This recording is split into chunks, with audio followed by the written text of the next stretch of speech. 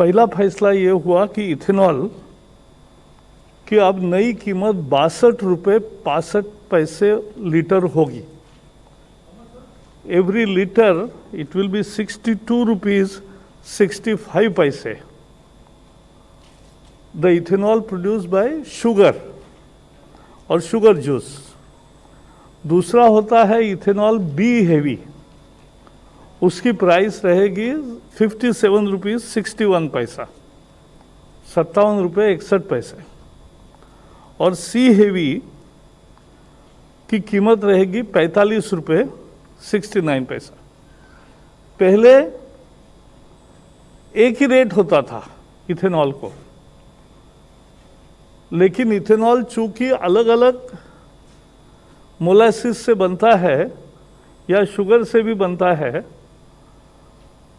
तो इसलिए जिस प्रक्रिया से बने हैं उसके आधार पर कीमत देने का काम मोदी सरकार ने शुरू किया और दाम भी बढ़ा दिए। इन दोनों का परिणाम ये हुआ कि 2014 में जहां केवल 38 करोड़ लीटर इथेनॉल ऑयल कंपनियों के पास आता था, पिछले साल 195 करोड़ लीटर आया है। यानी लगभग 5.5 गुना ज़्यादा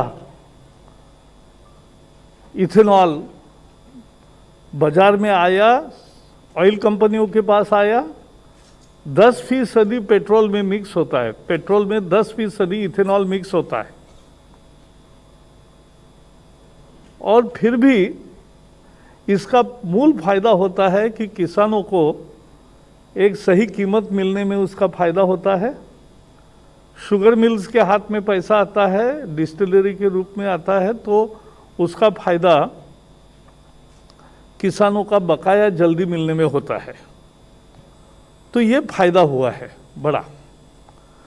और केवल 62 रुपये, ये लगभग 5% से लेकर 8% तक बढ़ोतरी की है। शुगर जूस से जो इथेनॉल बनता है उसमें 3.25 रुपये बढ़ोतरी हुई है। बी हेवी से जो इथेनॉल बनता है उसमें 3 रुपये 35 पैसे बढ़ोतरी की है इस साल। और सी हेवी जो है उसमें 2 रुपये की बढ़ोतरी की है। जीएसटी और ट्रांसपोर्टेशन कॉस्ट भी ऑयल मार्केटिंग कंपनीज देती है।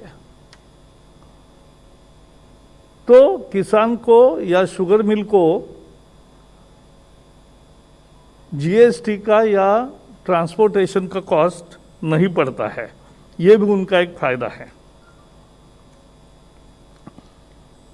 2014 में जैसे मैंने बताया बहुत कम था इथेनॉल।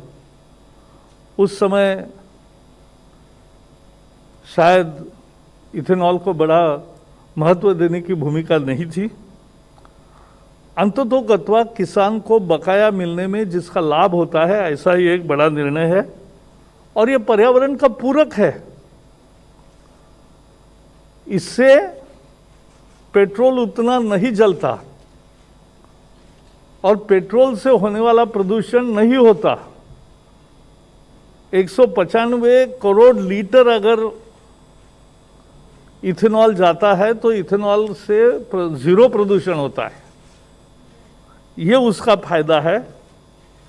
आयात में उतनी कमी आती है और उतना विदेशी चलन बचता है। तो ये एक निर्णय ऐसा है कि जो सभी तरह से फायदेमंद है और इसलिए किसान इसका स्वागत करते राह देख रहे थे।